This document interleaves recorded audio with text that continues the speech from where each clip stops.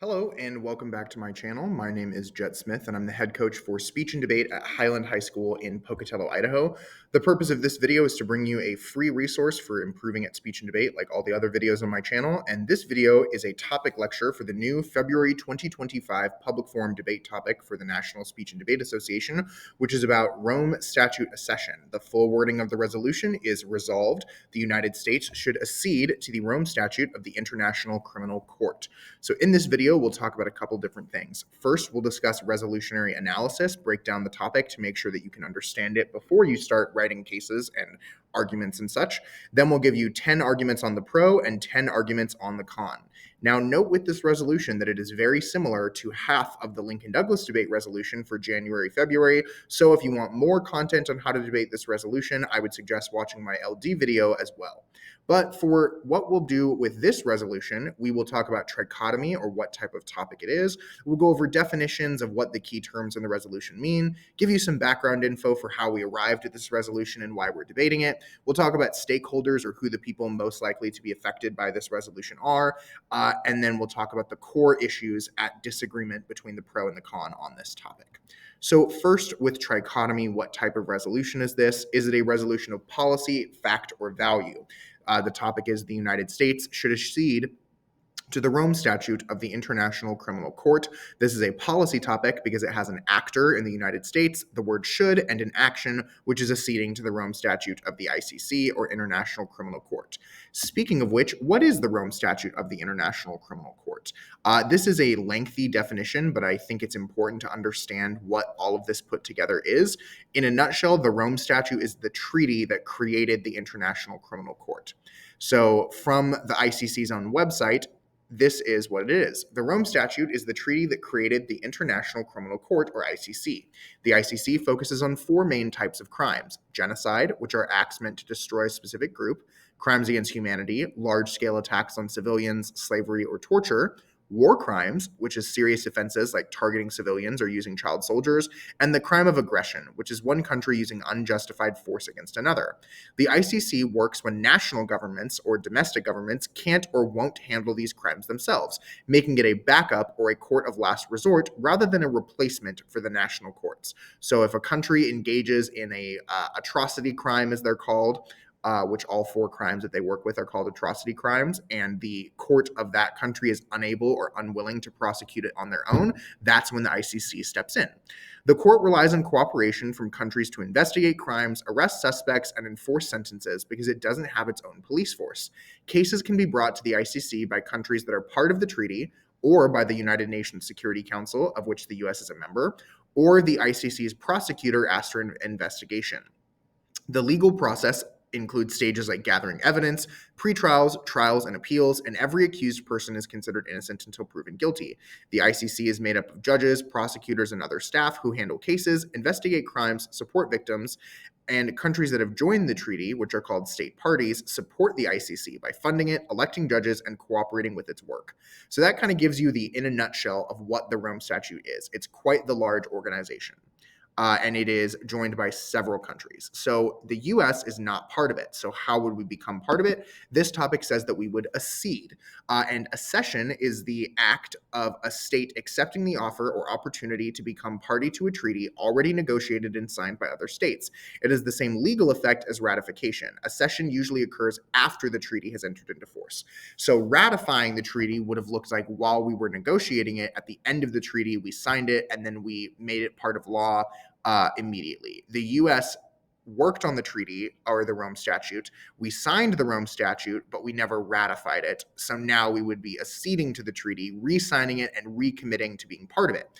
Additionally, accession is the method by which a state that has not taken part of the negotiations, which we did, or has not signed the treaty, which we also did, but then we unsigned it, can subsequently consent to be bound by its terms. In general, it's permitted after the treaty is entered into force. So the Rome Statute treaty has been in force for a long time, but we would now be agreeing to also be part of it. Now, the key part of that second definition is that you are consenting to be bound by its terms, which I think helps the affirmative fiat or claim that hypothetically, if we passed this resolution, we would agree to follow it. Whereas there's a lot of cons that would like to say, maybe we wouldn't follow it even if we signed on.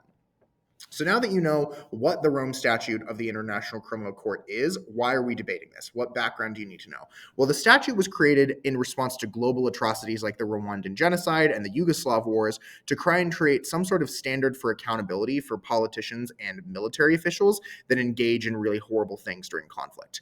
We, as the United States, have a complex relationship with the ICC because we participated in all of the discussions that led to the treaty being formed, but we refused to actually follow through with it by acceding to its terms.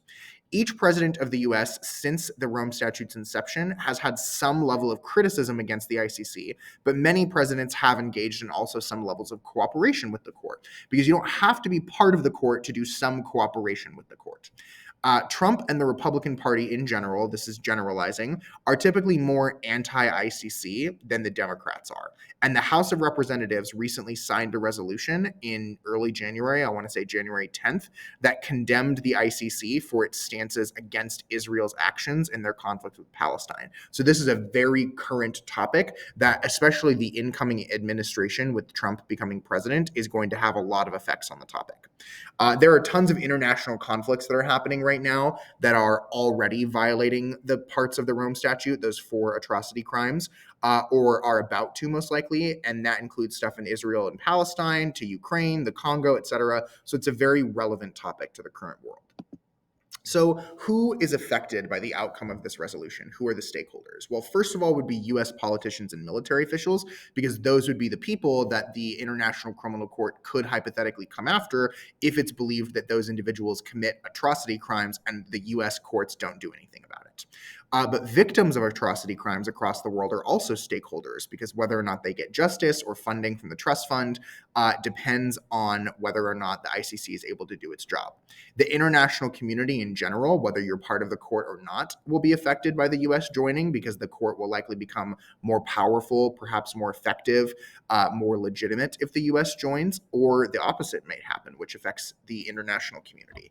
But also US allies and enemies. We have allies that would love for us to join the court. We have allies that would hate for us to join the court. We have enemies that would love for us to join the court. We have enemies that would hate for us to join the court. So the entire world kind of cares about whether or not this topic is implemented.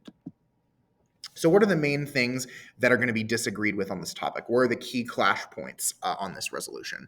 The first is going to be accountability versus sovereignty. Which is more important, taking accountability for our actions as a nation on an international stage, or enforcing the ability for us to govern our own citizens and make our own decisions as the United States? Likewise and similarly, should we care more about national priorities or international priorities in this context? Because even though, yes, the government probably should care about its own citizens first, this is a topic about what should the government do in relation with other countries, right? So it's not just a domestic issue. And then lastly, should we focus on isolating, or should we focus on globalizing more? Should we focus on increasing our international involvement or decreasing it, or keeping it at the same level that it is? And those are kind of the main disagreements that are likely to occur on this topic. So now that we understand what the topic is asking us about, let's get into 10 arguments on the pro about why we maybe should accede to the Rome Statute of the International Criminal Court. Now, if you're a Lincoln Douglas debater who's looking for more unique ways to debate on the current topic, you could also use all of these. Just keep in mind that some of them might be more typical or difficult to debate under the traditional framework style of LD. So first, let's talk about aiding victims of atrocities. That's the first pro argument that I think you could make. So in the status quo uniqueness, the International Criminal Court is one of the only courts that provides a mechanism for justice for victims of serious crimes committed during conflicts. So those 4 atrocity crimes: genocide, crimes against humanity, war crimes, and the crime of aggression. Very difficult to get justice against another nation harming you in most situations. But the International Criminal Court is one of the only places that does provide that mechanism for justice. Now, if not the US, sorry, the T is missing from the, if the US acceded to the Rome Statute, it would improve the ICC's ability to provide justice and support to victims of these atrocities across the world. And that is important because it helps victims recover, achieve prosperity, and also makes further injustices against those populations less likely to continue to occur. Next argument the pro could make is deterring atrocity crimes. So rather than responding to atrocity crimes like the first argument, this is saying the US joining might help them prevent them from happening in the first place.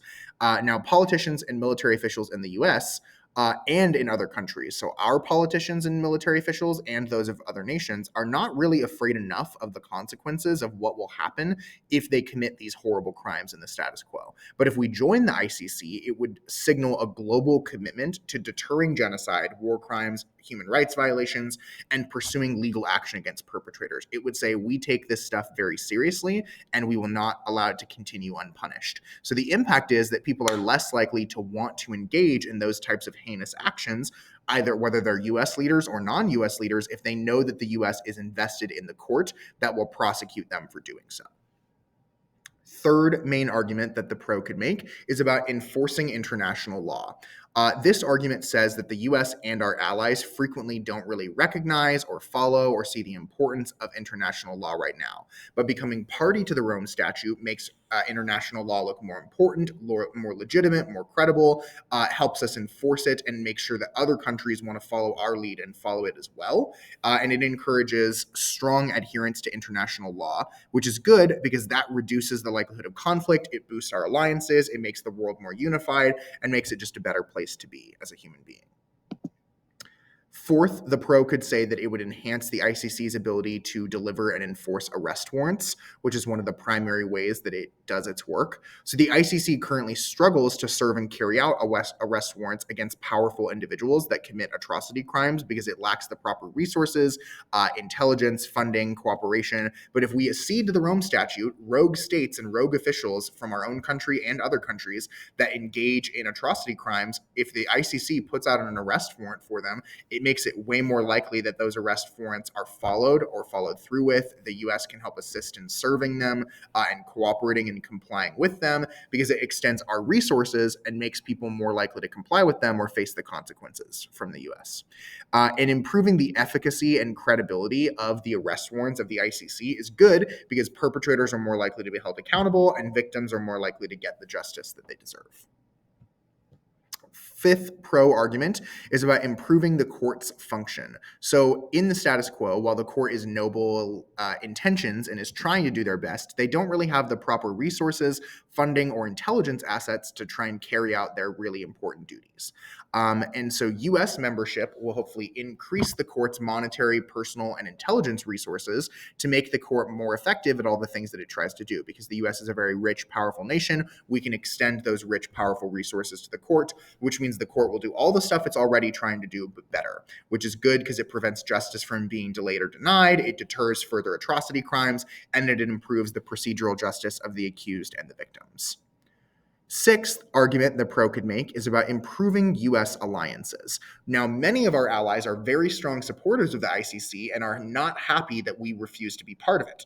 So by acceding to the Rome Statute, we can improve our relations with those states that are party to the court, signal our commitment to those states and others across the world that we care about the international rules-based order. And strengthened alliances are good because they mean that we're more likely to cooperate across other issues as well. They help us respond to emerging threats and global challenges. Seventh pro-argument area is prosecuting great powers. In the status quo, Russia and China, which are great powers like the United States, have committed grave human rights abuses in their various conflicts against Ukraine, Taiwan, ethnic minorities, etc., that they're not really facing consequences for. And the argument here is that if America accedes to the Rome Statute, the court will be stronger and more able to go after and deter rising powers like China and Russia from engaging in these acts with the United States backing. This is good because it helps preserve our hegemony or our status as the most powerful global superpower, checks authoritarianism from rising from those nations, and helps deter war and conflict because if Russia and China are afraid of ICC prosecution, they're less likely to engage in war-making acts where war crimes, crimes against humanity, genocide, crime of aggression is likely to happen. Eighth argument that the pro could make is about prosecuting non-great power offenders. So that would look like countries that are engaging in not great acts that are not powers like Russia and China. So the impact is likely to be less likely to expand out to global war, but it is more real of what is happening on like a small scale, terrible violence in the status quo. So whatever country you want to talk about, you could do multiple countries, but this could also be a one country scenario. So you could say X country is currently engaging in Y atrocity crimes. So X could be Israel, Myanmar or Burma, Syria, the Congo, Uganda, Mali, could be terrorist organizations. And then your link argument is that if we join the court, we increase funding, resources, intelligence, so the court will be stronger and more likely to be encouraged. Or the US can simply ask the court, as being one of the members or part of the UN Security Council, to go after the officials, political or military, in these countries that are engaging in these atrocious crimes. And ICC action emboldened by the US against these country officials for wherever they are or whatever they're doing will help end or rectify or help fix the atrocity crimes that they are doing. Ninth pro argument is about restoring US credibility. So right now we look like total hypocrites and liars because we say that we care about global justice and we applaud the ICC when they go after our enemies or things that we agree with, but we don't accede to the Rome Statute ourselves. So we don't look like we care that much or like we're hypocrites. By acceding to the Rome Statute, we restore faith and our commitment to the international rules-based order and our commitment against atrocity crimes, which is good because it improves our standing as the most powerful country, the most influential country. We make other nations more likely to follow our lead, and we make the world a better and safer place according to this argument. 10th pro argument area is about restraining US leaders. I think this could be the most realistic in some ways, but also unrealistic argument. And it could be the most risky argument of these for certain judges, but could also have the most payoff. So in the status quo, Donald Trump and his incoming administration are not very likely to comply with a lot of customary international laws or norms of conflict and just war practices. We've heard Trump talking about invading Greenland, annexing Canada, going after the Panama Canal, all of which would probably violate the stuff in the ICC. So if we accede to the Rome Statute, even though by the time this topic happens, it's February, Donald Trump is president now, then it's unrealistic, but with the power of debate fiat, we can say we're debating what should happen, not what would happen. And if you remember the definition of accede, it says agree to be bound by these terms. So hypothetically speaking, Donald Trump could agree to be part of the Rome Statute. The Republican Senate could agree to be part of the Rome Statute. And that means that they are now like, well, crap, if we wanted to go out and do these things that would violate this agreement, now we're going to be prosecuted and have to comply with those terms. So the argument here is that the incoming administration is unlikely, unless we join the Rome Statute, to follow a lot of international norms in the area of not committing atrocity crimes. So your argument will be it is a good thing to prevent the Trump presidency or the Republican-led Congress or the more aggressive military of the incoming administration from engaging in these atrocity crimes. So we should join the ICC. So those are your 10 pro arguments. The last one is risky if you have a conservative judge or even just someone who wants you to stay as far away from talking about current hot button political issues as possible, but there are some pretty good ones in there. Here are 10 con arguments or reasons why we should not accede to the Rome Statute of the International Criminal Court. First one is anti-American bias or politically motivated prosecutions. I think this will be a very common argument that basically says the ICC does not have enough keeping it in check as an international organization from being biased or politically manipulated against certain nations or types of nations. And the link is that if we accede to the Rome Statute, we are exposing ourselves to unfair prosecutions driven by anti-American bias rather than by actual wrongdoing. So we will be targeted unfairly even if we're not doing anything wrong, according to this argument. And that is bad because it would violate the rights of Americans. It would make America trust international institutions less, along with our allies, and it would distract the court from focusing on the actually important work prosecuting all of the other country members that are doing the wrong thing. So they'll focus on us instead of the real problems, at least according to this argument. Very America first argument. Next con argument is damaging alliances, which is kind of the reverse of the improving alliances argument. This says that many of our allies are on the same page with the problems of the International Criminal Court. We don't join and they don't join for the same reasons. So we're all kind of united in our stance against joining the Rome Statute. We've signed a ton of bilateral or one country to one other country agreements not to comply with the ICC. So if we accede to the Rome Statute, we are violating those agreements and straining the relationships with our key allies, Israel, for example, that are very anti-ICC, which means that we are hurting our relationships, which harms diplomacy and economic cooperation, while removing the ability for us to influence those allies if they feel like they can't trust us anymore in the future.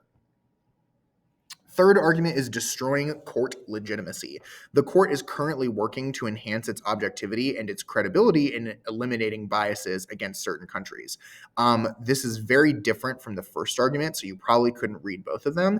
That first argument is like America is the good guy and the ICC will cause us problems. This argument says the ICC is great, but US is bad for joining. So if the US joins, we will be able to have a ton of influence on the court, which means that we will determine what happens with funding. We'll get to decide who the judges are. We'll bring in cases. We'll use our seat on the UN Security Council to basically make the court a US thing instead of an international thing, which means that it will be used as a tool to expand our imperial hegemonic influence, discourage other countries from joining, make it seem like just an American extension of power, and it will make the court less legitimate, and people will take their decisions and role less seriously because it will just be another tool of the US to exact our will. Fourth argument area is about furthering colonialism, racism, and imperialism. This could be run as a critique style argument or a regular, contention. But you'd say that the ICC has a really rough history of racism and perpetuating colonialist structures and powers. Most of the people they go after are from African countries rather than, Western countries or Asian countries. And so there's an argument here that there's a lot of anti-Blackness or some colonialism that is being enforced. And if we join the court, we are essentially saying we're okay with that. We legitimize the court's racist and colonialist tendencies. And the US would likely use the court to continue to do those things, to target smaller and developing nations rather than actually ever taking accountability for our own atrocity crimes. This is bad because it harms marginalized people across the globe, but especially in Africa and the global south, and it undermines global justice and decolonization efforts that would say organizations like these need to be restarted or deconstructed from moving forward. Fifth argument is about violating the rights of Americans. Now, the US Constitution offers many protections that you're supposed to be guaranteed, such as a right to trial by jury, not trial by jury, a speedy trial, adequate representation, being treated as innocent until proven guilty. All of those are things that our Constitution is supposed to guarantee American citizens when they are prosecuted. Now, the ICC's criminal proceedings do not necessarily guarantee these protections or these protections to the same level for rights of the accused, which means that acceding to the Rome Statute would violate the US Constitution. The impact is violating the rights of Americans is morally wrong and it's unjust. It violates the first duty of the US government. Any reason why being constitutional is good would be an impact here.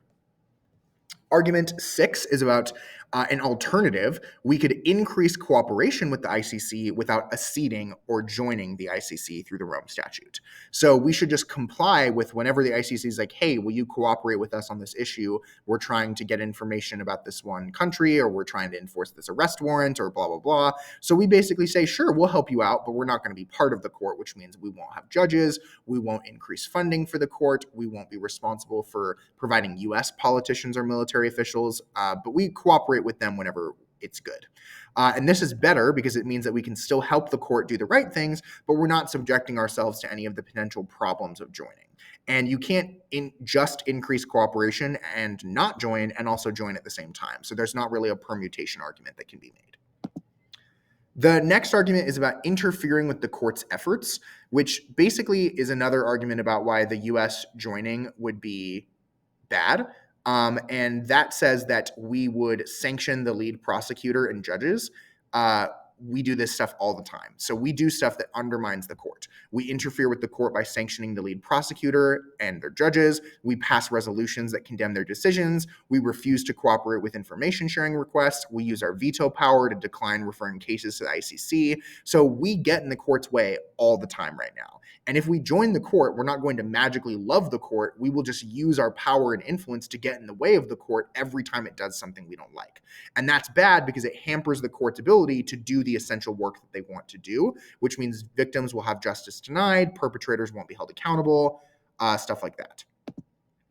Eighth con argument you could make is about military flexibility, which would say that in the status quo, we have the strongest and most important military in the entire world because the existence of how strong our military is and that we are willing to do whatever it takes to preserve the rules-based order and democratic peace means that aggressive actors don't want to engage in aggressive acts of war as much as they otherwise would. By acceding to the Rome Statute, perceptually, we will be perceived as being weaker or as hesitating or not being willing to do whatever it takes to protect our interests.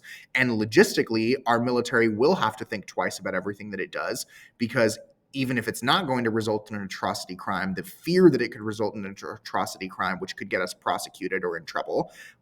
So anyways, the argument here is that if we accede, we will be weaker or have to hesitate. We will be less able to immediately respond to threats, which means that our enemies will perceive this as a sign of weakness, engage in more violent and aggressive acts, knowing that we'll hesitate before responding, which will hurt our ability to deter and respond to military threats.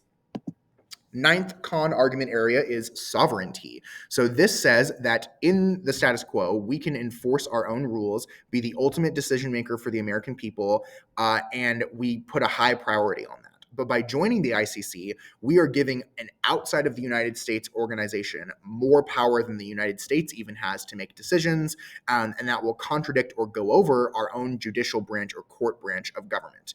And violating our sovereignty is bad because it violates the Constitution, it weakens our government's authority, it destroys self-governance. This is kind of a very LD-style argument that, with the right framing, could work in public forum. 10th argument is spending or economic burdening. It's all reliable. You can usually count on an argument like this being made. The ICC is a very expensive institution that spends millions upon millions of dollars per case, and it lacks the proper amount of funding now. But if we accede to the Rome Statute, this would burden the United States financially by holding it to funding requirements that are laid out in the treaty. Now, if we increase spending on the court, this means that we will increase our debt, increase our taxes, or have to cut spending on other useful programs is usually where you'll get your impact from. So those are 10 reasons why we maybe should not accede to the Rome Statute of the International Criminal Court. I want to remind people that your cases should always be offensive arguments for the pro, good things that will happen if we join, or bad things that will be prevented from happening if we join. The con needs to make offensive arguments that either say, if we join, a bad thing will happen, or if we join, a good thing will stop happening. Reasons why joining the court won't work should not really, or won't work that well, or won't cause that many bad things to happen, don't really make good contentions. Save those for their rebuttal.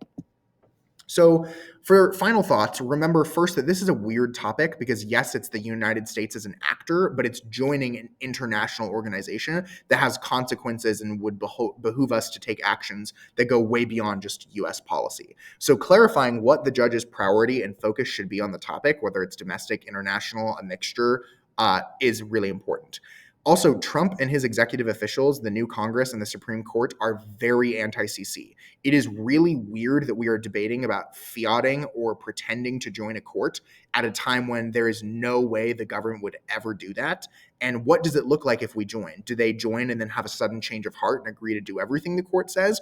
Or do we join and then get in the way of joining at every single power or every single opportunity?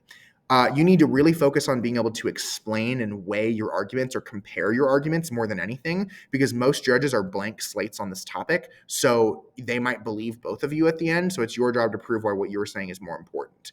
And while you should take some stuff from LD, because they've already been doing a lot of the work, be wary of borrowing too much because they have framework to make certain philosophical, non-consequentialist arguments look better in LD than you do in PF. And they have fewer speeches to develop their arguments, so poking holes in the logistics of things doesn't always work as well in LD. But in PF, you have 8 speeches to develop it, and your speeches are shorter, so complicated philosophical arguments don't work as well because you can't develop them as much and still answer everything.